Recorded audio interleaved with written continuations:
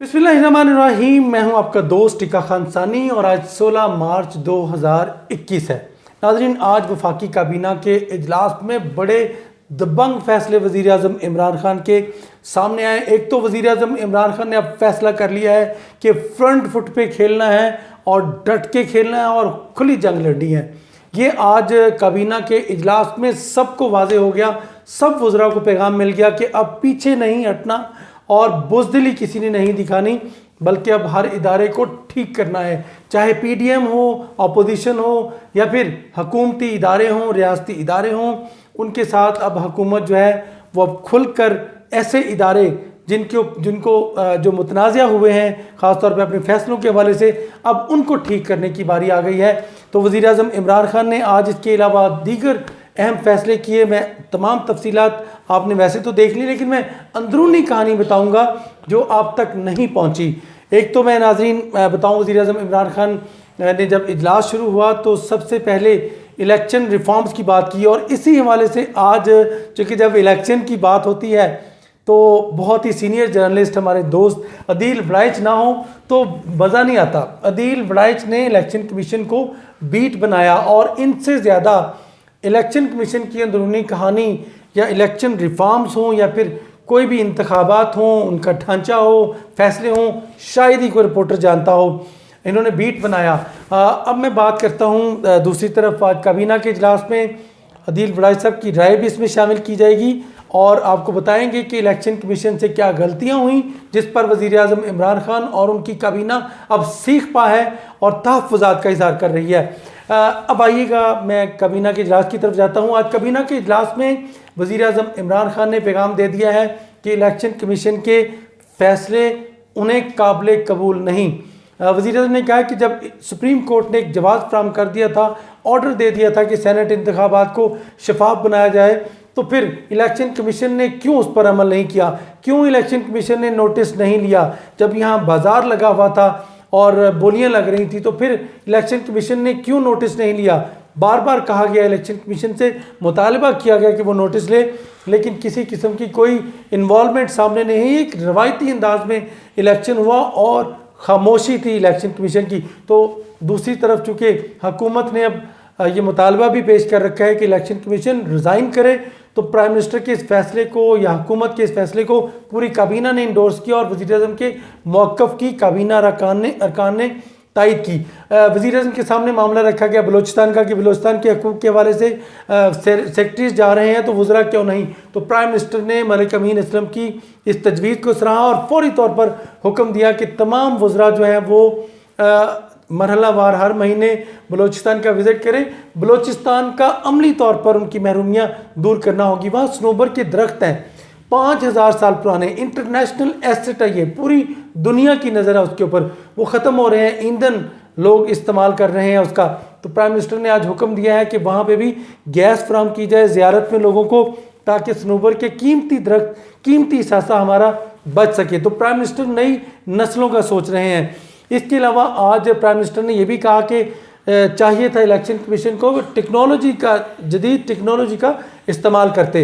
अब मुख्तसर ये बात बताऊंगा कि प्राइम मिनिस्टर ने आज आप काबीना के अरकान से को वाज़े किया है कि जो अब मेरी वोट का एतमाद का वोट लेने के बाद ये जो नई हुकूमत है या फिर अब जो हुकूमत है, ये अब बाकायदा दूसरी इनिंग है और इसके लिए मेरे खिलाड़ी भी फुर्तीले हों, तैयार हों, खुल के फ्रंट फुट पे आके खेलें। और प्राइम मिनिस्टर ने तमाम वज़रा को तैयारी की हिदायत दे दी है। यानी कि अब खुली जंग नज़र आ रही है मुझे आगे इदारों के साथ। जो मुख्तलिफ जो सरकारी इदारे हैं उसमें रिफॉर्म्स लाने के हवाले से ब्यूरोक्रेसी की भी शामत आने वाली है। मैं एडवांस आपको खबर दे रहा हूँ, प्राइम मिनिस्टर ने इंडिया दे दिया है। टॉप ब्यूरोक्रेसी को सीधा करने के हवाले से प्राइम मिनिस्टर ने अब फैसला कर लिया है। इसके अलावा आज आपने देखा है FBI के ऊपर प्राइम मिनिस्टर ने स्टेटमेंट भी दी कि सिगरेट स्मगल हो रहे हैं। तो प्राइम मिनिस्टर के सामने ये प्रपोजल रखी गई कि जी स्मगलिंग हो रही है, इसको रोका कैसे जाए। तो मैम वज़ीर आज़म के मामले खसूसी बराए FPR डॉक्टर वकार मसूद ने ये उज़र बयान किया कि जी अभी हम रिफॉर्म्स ला रहे हैं तो यकीनन अब जो रिपोर्ट आ रही है जी टैक्स चोरी हो रही है, फिर ये इल्ज़ाम लग रहा है कि मुकामी नाकिस तैयार हो रहे हैं और वो मार्केटों में आ रहे हैं। उन्होंने कहा ऐसी सूरत हाल तो मुझे नज़र नहीं आई। इस पर आजम खान स्वाति ने कहा कि मैं चैलेंज करता हूं, आप मुझे इस्लामाबाद से ट्रक दें और मैं आपको बड़ा और मुख्तलिफ इलाकों में जो लोकल सिगरेट तैयार होकर मार्केट में आते हैं और अरबों रुपए का टैक्स चोरी होता है, मैं आपको ट्रक के ट्रक यहाँ ला देता हूँ। खुला चैलेंज वज़ीर आज़म के अब एक वफाकी सेक्रेटरी ने किया है। प्राइम मिनिस्टर ने हिदायत दिया है कि इलेक्टोरल रिफॉर्म्स जो हैं वो अब मुझे हर काबीना के इजलास में उसके ऊपर अपडेट देना है। आई वोटिंग, इलेक्ट्रॉनिक वोटिंग, आई वोटिंग या फिर इसके साथ साथ जो ओवरसीज़ के लिए प्राइम मिनिस्टर ने वोटिंग का हक कहा है। प्राइम मिनिस्टर ने कहा कि मुझे हर हफ्ते इसकी रिपोर्ट चाहिए। प्राइम मिनिस्टर आज बहुत ही ज़्यादा अग्रेसिव अंदाज में बात कर रहे थे, ख़ासतौर पे इलेक्शन कमीशन के खिलाफ, पीडीएम के खिलाफ। प्राइम मिनिस्टर ने कहा कि अब देख लेंगे हम पीडीएम को भी, अगर आते हैं तो हम भी यहाँ तैयार हैं और कानून किसी को हाथ में नहीं लेने देंगे, लेकिन अब रिफॉर्म्स लाने की बारी आ गई है। प्राइम मिनिस्टर ने कहा कि अब रिफॉर्म्स लाए बगैर पीछे नहीं हटूंगा। ये खुला ऐलान है प्राइम मिनिस्टर का और दूसरी इनिंग का। इसके साथ साथ मीडिया स्ट्रेटजी प्राइम मिनिस्टर ने 2.5 साल की कारकर्दगी भी अवाम के सामने लाने का फैसला किया है। 4-5 मिनिस्टर्स ने अपनी अपनी राय दी। वज़ीर आज़म की फिर शेख रशीद से भी मुलाकात हुई अलग से। पीडीएम की जो तहरीक है, लॉन्ग मार्च है, उसको रोकने की या फिर उससे निपटने की हिकमत अमली तय की है और साथ ही प्राइम मिनिस्टर अब डट गए हैं इलेक्टोरल रिफॉर्म। इसके साथ साथ कई ऐसी चीज़ें हैं जो प्राइम मिनिस्टर ने आज काबीना के इजलास में मज़ीद कुछ आइडियाज़ दिए कि वज़रा जो हैं वो अपनी अपनी वजारत की तरफ तवज्जो दें और न सिर्फ 2.5 साल की कारकर्दगी सामने लाएं बल्कि आइंदा अब 2.5 साल जो हैं वो मज़ीद फोकस किया जाए। और कुछ वज़ीर नहीं थे जिसमें शिबली फराज जो कि ओवर टेकिंग नहीं हुई, सेनेटर दोबारा बने हैं, नूरुल हक कादरी नहीं थे, इसके अलावा बाबर अमान नहीं थे और दूसरी तरफ कुछ हाज़री कम थी, लेकिन जो मिनिस्टर्स थे उनको आज खुलकर बात करने का मौका मिला। फवाद चौधरी ने प्रपोजल दी और इसके साथ साथ डस्ट का इलेक्शन भी डिस्कस हुआ और इसके अलावा मुल्क की सियासी सूरत हाल भी डिस्कस हुई। यूटिलिटी स्टोर्स, महंगाई कैसे कम करनी है। अब तमाम तर जो है वो वज़रा जो है वो इस हवाले से हर मामले में आपको एक्टिव नज़र आएंगे। महंगाई कम करने के हवाले से, लोगों की एक्सेस बनाने के हवाले से, शेख खुर्तनोश रमज़ान के लिए अरबों रुपये का पैकेज आ गया है। अब आते हैं बात इलेक्शन की तरफ के प्राइम मिनिस्टर ने जो इस्तीफ़े का मुतालबा कर दिया है, ख़ासतौर पे वफाकी वज़ीर शफकत महमूद ने। अदील वलायत से पूछते हैं। अदील वलायत साहब, अस्सलाम वालेकुम। वालेकुम अस्सलाम, बहुत शुक्रिया टिका खान सनी साहब। Thank you very much. आपने ज्वाइन किया, आपने देखा होगा मैंने आपके सामने ही कुछ अंदर की खबरें बताई हैं। अब आप इलेक्शन कमीशन के अंदर की खबरें बताएं। ज़रा प्रेशर आया है क्योंकि प्रेशर बिल्ड कर रही है गवर्नमेंट।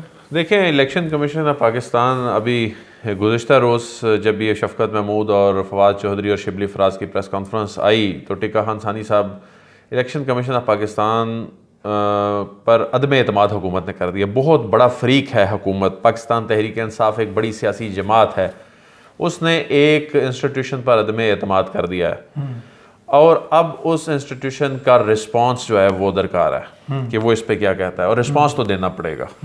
और ये रिस्पांस जो है, मेरी इत्तला है, ये कल तक इस बात का इम्कान है कि रिस्पांस आ सकता है। इलेक्शन कमीशन का रिस्पांस कल तक आ सकता है। इलेक्शन कमीशन इससे पहले भी जो रिस्पांस दे चुका है वो बहुत ही उस पर क्रिटिसिज्म हुई कि ये किस अंदाज में अनप्रेसिडेंटेड था वो रिस्पांस भी, जो सेनेट इलेक्शन पर तनकीद के बाद इलेक्शन कमीशन ने रिएक्ट किया था।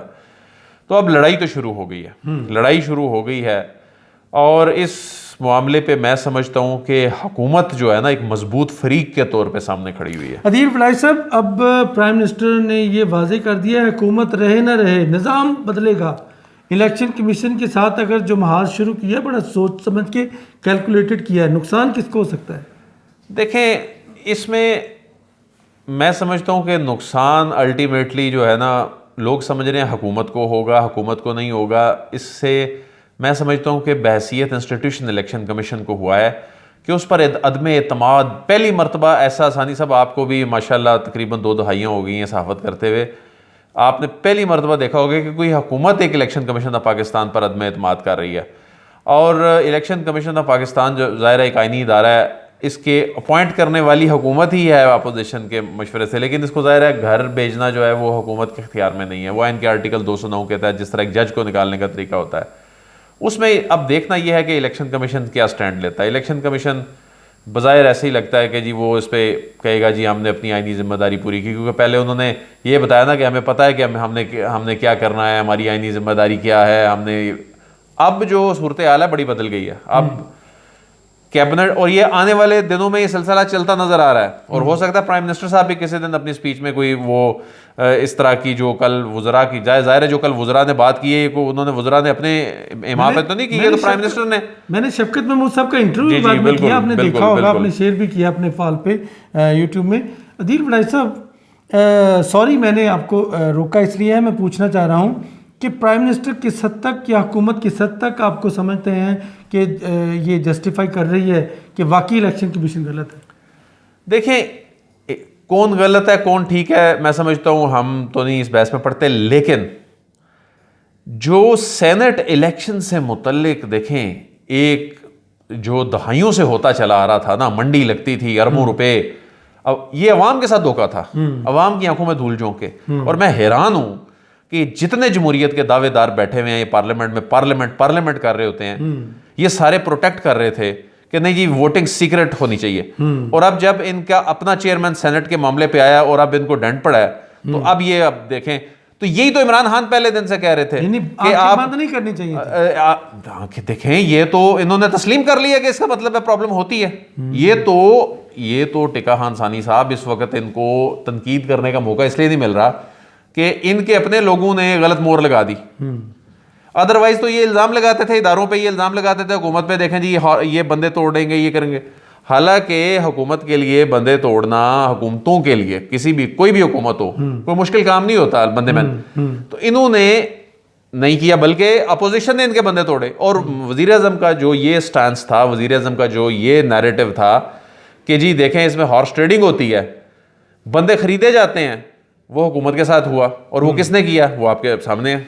बिल्कुल जी, अदील वड़ाई साहब ने खुल के अब बात कर दी है कि प्राइम मिनिस्टर का नैरेटिव जो था वो ठीक था, यानी प्राइम मिनिस्टर ने जो कहा उस पर खामोशी नहीं इख्तियार की। प्राइम मिनिस्टर ने पहले दिन से ये बात करना शुरू कर दी थी, बल्कि उससे भी पहले रेफरेंस लेके गए, सदारती रेफरेंस लेके गए, ताकि शफाफ